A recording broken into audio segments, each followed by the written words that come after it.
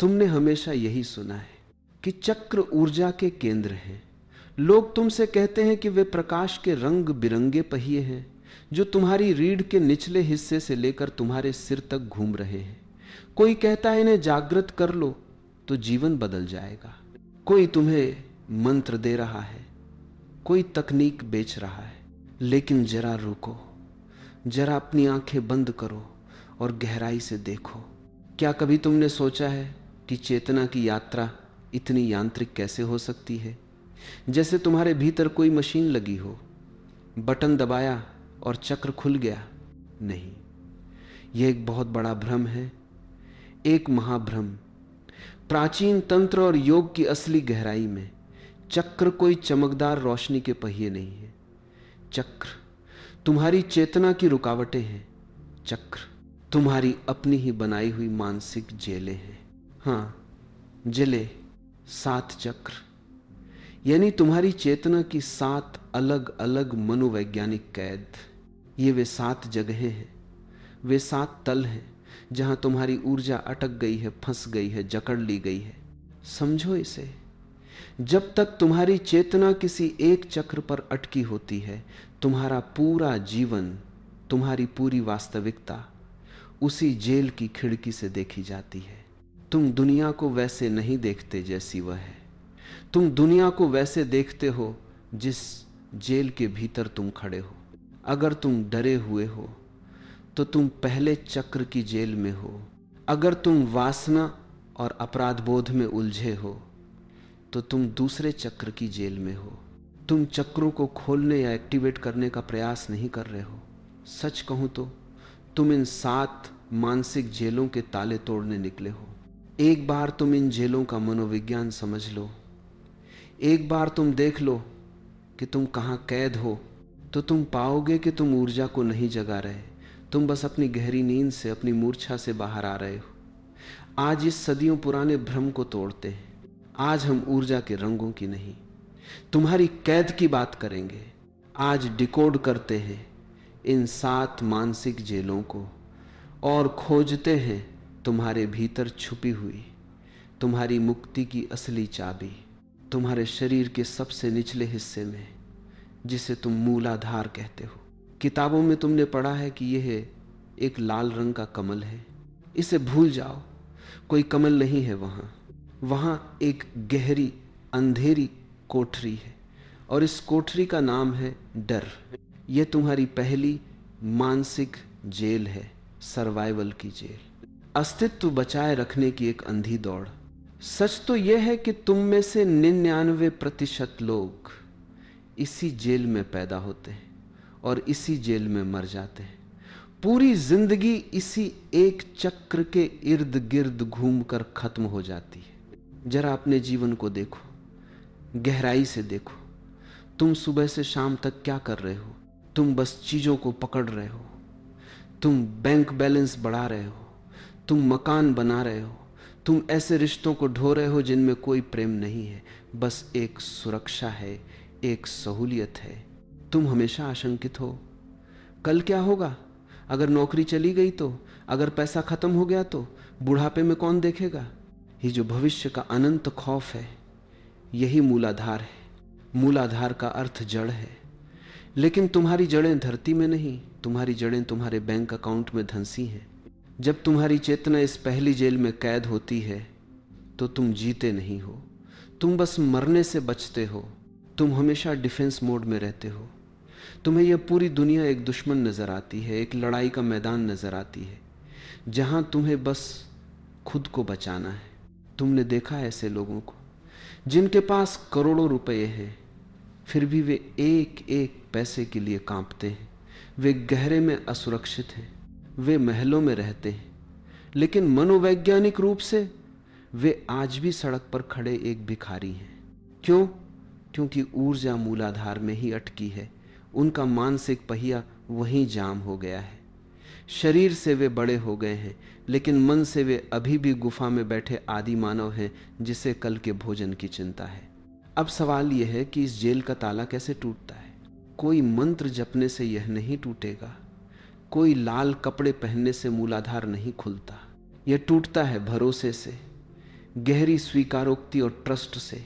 जिस दिन तुम इस अस्तित्व पर, इस ब्रह्मांड पर भरोसा करना सीख जाते हो, जिस दिन तुम जान लेते हो कि जो तुम्हें बिना मांगे श्वास दे रहा है वह तुम्हारी देखभाल भी कर लेगा, जिस दिन तुम्हारी यह सुरक्षा की पागलों जैसी पकड़ ढीली पड़ती है, मूलाधार की दीवारें भसक कर गिर जाती हैं, तुम डर से बाहर आते हो और अचानक ऊर्जा ऊपर की तरफ बहने लगती है।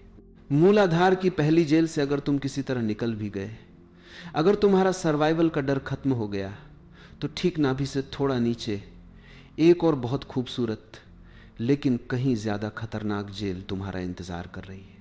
यह है स्वाधिष्ठान। किताबों में इसे संतरी रंग का बताया गया है, जल तत्व से जुड़ा हुआ। लेकिन गहराई से देखो तो मनोवैज्ञानिक रूप से यह वासना और अपराध बोध की जेल है। जरा आदमियों की भीड़ को देखो। जो आदमी डरा हुआ नहीं है, जिसकी बुनियादी जरूरतें पूरी हो गई हैं, वह क्या कर रहा है? वह भोग की एक अंधी दौड़ में लग गया है। यही दूसरी जेल का जाल है। इस जेल की दीवारें ईंट पत्थर की नहीं बनी। ये डोपामाइन, क्षणिक सुख, इंद्रियों की भूख और मानसिक उत्तेजना से बनी है। जब तुम्हारी चेतना स्थल पर अटकी होती है तो तुम एक पेंडुलम की तरह दो ही सिरों के बीच झूलते रहते हो। एक सिरा है अंधाधुंध वासना, भूख, सेक्स, नशा या बस मोबाइल की स्क्रीन को लगातार स्क्रॉल करने की खुजली। तुम्हें बस मजा चाहिए हर कीमत पर। इस जेल में कैद इंसान दूसरे लोगों को सिर्फ एक साधन की तरह देखता है, अपनी शारीरिक और मानसिक खुजली मिटाने का एक टूल। और दूसरा सिरा क्या है? जैसे ही वह खुजली मिटती है, जैसे ही वासना पूरी होती है, पैदा होता है बहुत गहरा अपराध बोध, एक पछतावा। तुम आईने के सामने खड़े होकर खुद से कहते हो, मैंने ऐसा क्यों किया? कल से मैं बदल जाऊंगा, कल से मैं अपनी आदतों को छोड़ दूंगा। यही इस जेल की सबसे बड़ी चालाकी है। यह तुम्हें पहले पाप करवाती है और फिर तुम्हें पुण्य का ढोंग करवाकर रुलाती है। वासना और पश्चाताप, भोग और त्याग, इस चक्रव्यूह में आदमी जिंदगी भर गोल गोल घूमता रहता है। समाज ने, झूठी नैतिकताओं ने इसी जेल का सबसे ज्यादा फायदा उठाया है। उन्होंने तुम्हारी प्राकृतिक ऊर्जाओं को कुंठित कर दिया है, तुम्हें तुम्हारे ही भीतर एक अपराधी बना दिया है। तो इस दूसरी कोठरी का ताला कैसे टूटेगा? दमन से, अपनी इच्छाओं से लड़ने से? बिल्कुल नहीं। जो अपनी इच्छाओं को दबाता है वह इस जेल की और भी गहरी कालकोठरी में चला जाता है। दबाई हुई ऊर्जा हमेशा विकृत होकर निकलती है। इस जेल की इकलौती चाबी है होश, पूर्ण जागरूकता। तुम्हें वासना से लड़ना नहीं है, तुम्हें बस उसके प्रति जाग जाना है। जब भीतर कोई गहरी लालसा उठे तो अंधे मत हो जाओ, उसे देखो, उसका अनुभव करो, लेकिन एक साक्षी की तरह। तुम भोजन करो तो पूरी चेतना के साथ करो। जिस दिन तुम अपने अनुभव में होश को मिला दोगे, उसी पल ये जंजीरें टूट जाएंगी। अपराधबोध की राख से मुक्त होकर तुम्हारी वही ऊर्जा एक महान रचनात्मकता बन जाएगी। तुम चीजों का आनंद तो लोगे, लेकिन तुम उनके गुलाम नहीं रहोगे। मूलाधार के डर और स्वाधिष्ठान की वासना से अगर तुम बचकर निकल भी आए तो नाभि के ठीक ऊपर तुम्हारा तीसरा केंद्र तुम्हारा इंतजार कर रहा है, मणिपुर। किताबों में इसे पीला रंग अग्नि तत्व कहा गया है, लेकिन जरा अपनी आंखें बंद करके इस आग को गौर से देखो। यह अग्नि तुम्हें रोशन नहीं कर रही, यह तुम्हें जला रही है। यह तुम्हारी तीसरी जेल है, अहंकार और नियंत्रण की मनोवैज्ञानिक जेल। जरा सोचो, जब आदमी के भीतर वासना शांत हो जाती है या जब वह उससे ऊब जाता है, तब क्या जन्म लेता है? तब जन्म लेता है मैं कुछ हूं, मैं तुमसे बेहतर हूं, मैं तुमसे बड़ा हूं। दुनिया के ज्यादातर तथाकथित सफल लोग इसी जेल में सड़ रहे हैं। तुम्हारे राजनेता, बड़े बड़े सीईओ, अरबपति, वे सब मणिपुर की इस कालकोठरी के वीआईपी कैदी हैं। उन्हें लगता है कि वे दुनिया को चला रहे हैं, लेकिन असल में उनका अपना ही अहंकार, उनकी अपनी ही महत्वाकांक्षा उन्हें पीठ पर कोड़े मार मार कर दौड़ा रही है। इस जेल की दीवारें सोने की हो सकती हैं, लेकिन हैं तो दीवारें ही। जब तुम्हारी चेतना इस तल पर अटक जाती है तो तुम्हारे भीतर एक पागलपन सवार हो जाता है, हर चीज को कंट्रोल करने का पागलपन। तुम्हारे बच्चे, तुम्हारा पार्टनर, तुम्हारा ऑफिस, यहां तक कि मौसम भी, सब कुछ तुम्हारी मुट्ठी में होना चाहिए। तुम परफेक्शन के नाम पर खुद को और अपने आसपास के लोगों को प्रताड़ित करते हो। और जो आदमी सब कुछ मुट्ठी में पकड़ना चाहता है वह सबसे ज्यादा तनाव में जीता है। मणिपुर की सबसे बड़ी बीमारी है क्रोध, क्योंकि तुम इस पूरे ब्रह्मांड को अपने हिसाब से नहीं चला सकते। जब चीजें तुम्हारे मन मुताबिक नहीं होती तो तुम भीतर ही भीतर उबलने लगते हो। तुम हर किसी से लड़ रहे हो। तुम अपनी कीमत अपनी सफलता से तौलते हो। अगर कल तुमसे तुम्हारा पद, तुम्हारी गाड़ी, तुम्हारा बैंक बैलेंस, तुम्हारा रुतबा छीन लिया जाए तो तुम खुद को शून्य समझने लगोगे। तुम डिप्रेशन में चले जाओगे, क्योंकि तुमने अपनी पूरी पहचान बाहर की चीजों से जोड़ रखी है। तुम एक ऐसे राजा हो जो अपने ही महल में खौफ से कांप रहा है कि कोई उसका मुकुट ना छीन ले। तो इस तीसरी कोठरी का ताला कैसे टूटेगा? क्या और ज्यादा ताकत हासिल करके? बिल्कुल नहीं। तुम पूरी दुनिया जीत लो, तुम सिकंदर बन जाओ, फिर भी तुम भीतर से खाली और भिखारी ही रहोगे। इस जेल की इकलौती चाबी है समर्पण।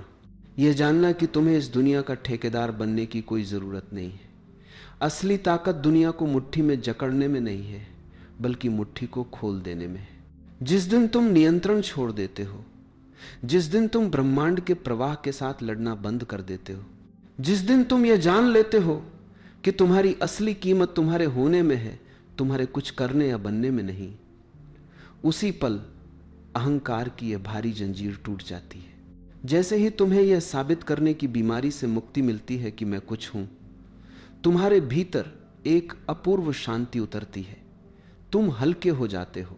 मूलाधार के डर, स्वाधिष्ठान की वासना और मणिपुर के अहंकार की आग से जब तुम ऊपर उठते हो तो तुम्हें लगता है कि अब सब शांत हो जाएगा।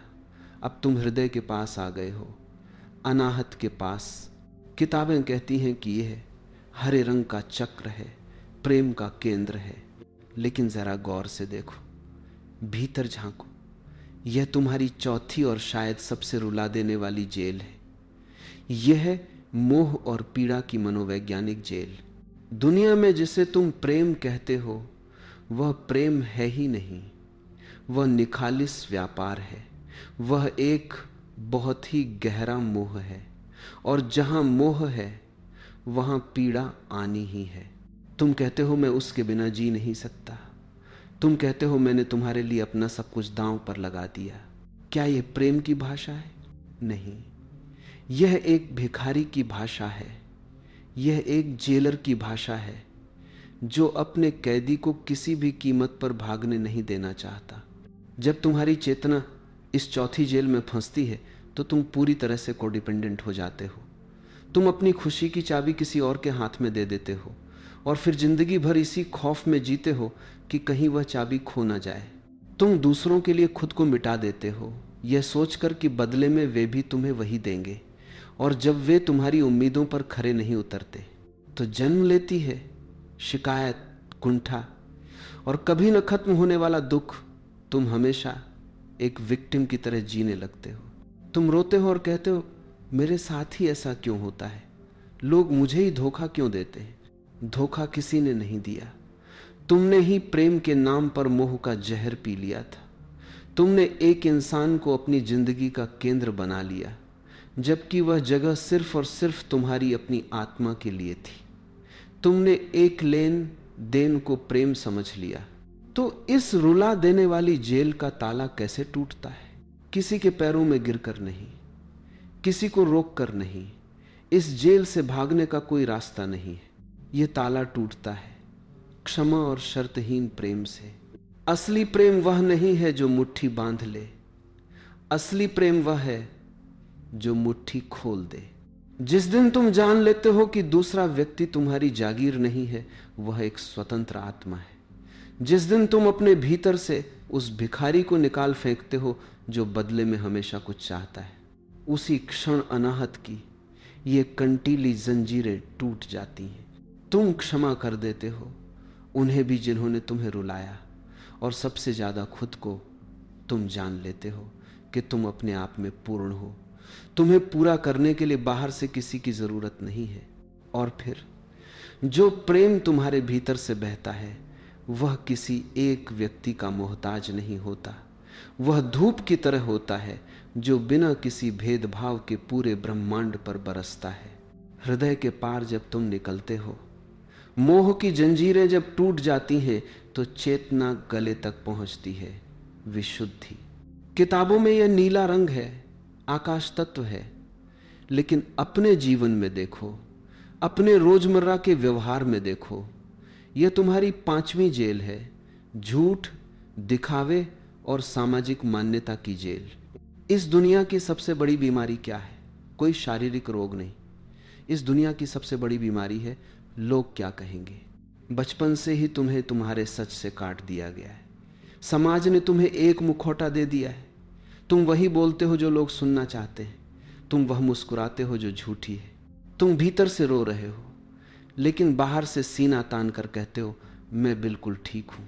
तुम किसी रिश्ते में, किसी नौकरी में घुट रहे हो, तुम जोर से चीख कर ना कहना चाहते हो लेकिन तुम्हारे होठों से हाँ निकलती है, क्योंकि तुम्हें डर है कि अगर तुमने अपना सच बोल दिया तो समाज तुम्हें अस्वीकार कर देगा, लोग तुम्हें छोड़ देंगे।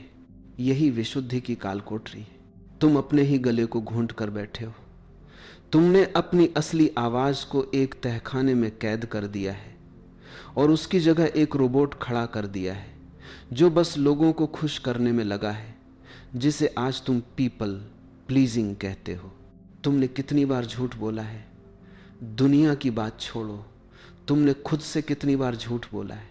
ये दिखावे की जिंदगी, ये झूठी इज्जत, ये खोखली रूढ़ियां, ये सब इस जेल की मोटी और अभेद्य दीवारें हैं। और याद रखो, जो आदमी अपना सच नहीं बोल सकता वह कभी मुक्त नहीं हो सकता। वह हमेशा एक गुलाम रहेगा, समाज का गुलाम, पड़ोसियों का गुलाम, रिश्तेदारों का गुलाम। उसकी अपनी कोई आत्मा नहीं बचती। तो इस पांचवी कोठरी का ताला कैसे टूटेगा? यह ताला टूटता है परम सत्य और प्रामाणिकता से। तुम्हें अपने ये झूठे मुखौटे उतार कर फेंकने होंगे। तुम्हें यह खौफ छोड़ना होगा कि लोग तुम्हारे बारे में क्या सोचेंगे। सच बोलने का साहस, चाहे तुम्हारी आवाज कांप रही हो, चाहे तुम्हारे सामने पूरी दुनिया खड़ी हो। जिस दिन तुम अपनी असली आवाज में बात करने लगते हो, जिस दिन तुम्हारा भीतर और बाहर एक हो जाता है, जो तुम हो वही तुम दिखते हो, उसी क्षण विशुद्धि की यह घुटन भरी जेल टूट जाती है। तब तुम्हारी आवाज में ब्रह्मांड की गूंज पैदा होती है। तब तुम जो भी कहते हो उसमें एक अज्ञात शक्ति आ जाती है। तुम सत्य हो जाते हो। विशुद्धि के झूठ और दिखावे से जब तुम आजाद होते हो तो तुम्हारी ऊर्जा तुम्हारी दोनों आंखों के बीच आती है। आज्ञा चक्र, जिसे तुम तीसरा नेत्र कहते हो। किताबों और बाजार में बिकने वाले ज्ञान ने तुम्हें सबसे ज्यादा इसी के नाम पर ठगा है। कोई कह रहा है कि तीसरा नेत्र खुल जाएगा तो तुम भूत भविष्य देख लोगे। कोई कह रहा है तुम्हें रहस्यमयी सिद्धियां मिल जाएंगी। लेकिन जरा गहराई में उतरो, इस जगह को देखो। यह तुम्हारी छठी और सबसे सूक्ष्म जेल है। बुद्धि, तर्क और भ्रम की मनोवैज्ञानिक कैद। आदमी का दिमाग, उसका लॉजिक ही उसकी सबसे बड़ी जेल है। तुम हर चीज को अपने तर्क की कसौटी पर कसना चाहते हो। तुम हर चीज को टुकड़ों में बांट कर समझना चाहते हो। यह अच्छा है, वह बुरा है। यह मेरा है, वह पराया है। यह जो द्वैत है, यह जो बंटवारा है, यही इस जेल की काल कोठरी है। जब तुम्हारी चेतना इस बुद्धि के तल पर अटक जाती है तो तुम जीवन को जीते नहीं हो। तुम जीवन का सिर्फ विश्लेषण करते हो। तुम क्रॉनिक ओवरथिंकिंग के शिकार हो जाते हो। तुम एक गुलाब के फूल के पास जाते हो तो उसकी सुंदरता को भीतर उतरने देने की बजाय तुम्हारा दिमाग यह सोचने लगता है कि यह किस प्रजाति का है, इसे किसने उगाया होगा, यह कल मुरझा जाएगा। तुम जीवन के सीधे अनुभव से हमेशा चूक जाते हो। तुम मेन्यू कार्ड को ही असली भोजन समझकर चबा रहे हो। तुम्हारी बुद्धि तुम्हें यह भ्रम देती है कि तुम बहुत ज्ञानी हो गए हो। तुम मोटी मोटी किताबें पढ़ लेते हो, दर्शन शास्त्र के भारी भारी शब्द रट लेते हो और तुम्हें लगता है कि तुमने सत्य को जान लिया। लेकिन यह सिर्फ तुम्हारी खोपड़ी का शोर है। तुम सत्य से मीलों दूर खड़े हो तो इस छठी और सबसे मजबूत कोठरी का ताला कैसे टूटेगा? और ज्यादा सोचने से नहीं। तुम विचारों से लड़कर विचारों को कभी नहीं मिटा सकते। लड़ोगे तो वे और मजबूत हो जाएंगे। इस जेल की इकलौती चाबी है मौन और साक्षी भाव। तुम्हें लॉजिक से छलांग लगानी होगी। जब तुम अपने ही विचारों को दूर खड़े होकर देखना शुरू करते हो, बिल्कुल वैसे जैसे आसमान में उड़ते हुए बादलों को देखते हो, जब तुम समझ जाते हो कि मैं ये विचार नहीं हूं, मैं ये तर्क नहीं हूं, मैं तो बस इन्हें देखने वाला एक खाली दर्पण हूं, तब अचानक ये बुद्धि का शोर शांत हो जाता है, तर्क गिर जाता है और अंतर्ज्ञान का जन्म होता है। तुम चीजों के बारे में सोचते नहीं हो, तुम चीजों को सीधे देख लेते हो। भ्रम के सारे जाले साफ हो जाते हैं और जिस पल यह भ्रम टूटता है, आज्ञा चक्र की यह मजबूत दीवार ढह जाती है। आज्ञा चक्र के पार जब तुम्हारी बुद्धि और तर्कों का शोर पूरी तरह शांत हो जाता है, तो तुम्हारी चेतना तुम्हारे सिर के सबसे ऊपरी हिस्से पर दस्तक देती है। सहस्रार। किताबों ने तुम्हें बताया है कि यह 1000 पंखुड़ियों वाला कमल है, यह मोक्ष का द्वार है, यह परमात्मा से मिलन का केंद्र है। लेकिन मेरी बात ध्यान से सुनना, बहुत सावधान रहना, क्योंकि यह तुम्हारी 7वीं और सबसे खतरनाक जेल है। यह है आध्यात्मिक अहंकार की जेल। जरा उस आदमी को देखो जो ध्यान कर रहा है। उसने पैसा छोड़ दिया, उसने वासना छोड़ दी, उसने दुनिया भर की अंधी दौड़ छोड़ दी, उसने गेरुआ वस्त्र पहन लिए या वह रोज मंदिर मस्जिद जाने लगा। उसे ध्यान की कुछ झलकियां मिल गई, भीतर कुछ प्रकाश दिख गया, कुछ शांति का अनुभव हो गया। और यहीं पर इंसान के साथ सबसे बड़ा धोखा होता है। तुम्हारा अहंकार मरा नहीं है, उसने सिर्फ अपने कपड़े बदल लिए। कल तक जो अहंकार कहता था कि मेरे पास सबसे ज्यादा पैसा है, आज वही अहंकार कहता है मैं सबसे ज्यादा ज्ञानी हूं, मैं बहुत बड़ा ध्यानी हूं। कल तक तुम अपनी गाड़ी और अपने रुतबे पर घमंड करते थे, आज तुम अपने ऑरा, अपनी पॉजिटिविटी और अपने वाइब्रेशन पर घमंड करते हो। तुम दुनिया के आम लोगों को जो अपनी रोजी रोटी कमा रहे हैं कीड़े मकोड़े की तरह देखने लगते हो। तुम्हें लगता है कि वे सब मूर्ख हैं, वे सब माया में फंसे हैं और तुम पहुंच गए हो, तुम उनसे श्रेष्ठ हो। यह आध्यात्मिक अहंकार लोहे की जंजीर नहीं है, यह सोने की जंजीर है। और याद रखना, सोने की जंजीर लोहे की जंजीर से 1000 गुना ज्यादा खतरनाक होती है, क्योंकि कैदी को अपनी इस जंजीर से प्यार हो जाता है। वह इसे चूमता है, इसकी पूजा करता है, वह इसे तोड़ना ही नहीं चाहता। तुम सोचते हो कि तुम मुक्त हो गए हो, लेकिन तुम सिर्फ मुक्ति का सपना देख रहे हो। तो इस आखिरी और सबसे मायावी कोठरी का ताला कैसे टूटेगा? ध्यान की नई तकनीकों से और ज्यादा ग्रंथ पढ़ने से नहीं। यह ताला टूटेगा महाशून्य से। तुम्हें यह मैं ध्यानी हूं का ठप्पा भी उखाड़ कर फेंकना होगा। तुम्हें मोक्ष की इच्छा भी छोड़नी होगी, क्योंकि जब तक कोई इच्छा है तब तक तुम एक भिखारी हो, तब तक जेल है। मोक्ष की इच्छा भी एक जंजीर है। जिस पल तुम अपने भीतर से इस अहंकार को भी विदा कर देते हो, जब तुम कहते हो मैं कुछ भी नहीं हूं, मैं कोई साधक नहीं हूं, मैं कोई सिद्ध नहीं हूं, मैं कोई गुरु नहीं हूं, मैं सिर्फ एक शून्यता हूं, उसी क्षण यह आखिरी दीवार भसक कर गिर पड़ती है। तब 1000 पंखुड़ियों वाला कोई कमल कहीं अलग से नहीं खिलता, तुम खुद वह कमल हो जाते हो। बूंद समंदर में गिर जाती है और खुद समंदर हो जाती है। तुम ब्रह्मांड में पिघल जाते हो। आज तुमने देख ली अपनी 7 मानसिक जेलें, डर, वासना, अहंकार, मोह, झूठा दिखावा, बुद्धि का भ्रम और आध्यात्मिक घमंड। अब एक आखिरी रहस्य समझ लो, तुम्हें इन जेलों से लड़ना नहीं है।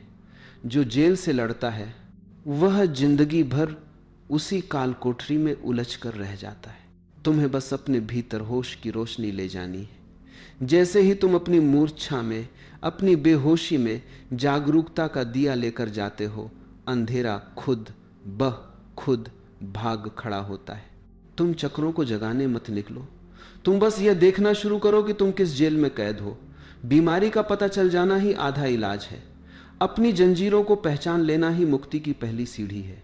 अब एक पल के लिए अपनी आंखें बंद करो और खुद से पूरी ईमानदारी से पूछो, इन 7 जेलों में से तुम्हारी चेतना अभी किस जेल में सबसे ज्यादा तड़प रही है? तुम्हारी जिंदगी की सबसे बड़ी रुकावट कौन सी जेल बनी हुई है? छुपाओ मत, क्योंकि जिस पल तुम समाज के सामने अपने सच को स्वीकार कर लेते हो, तुम्हारी मुक्ति की यात्रा उसी पल शुरू हो जाती है।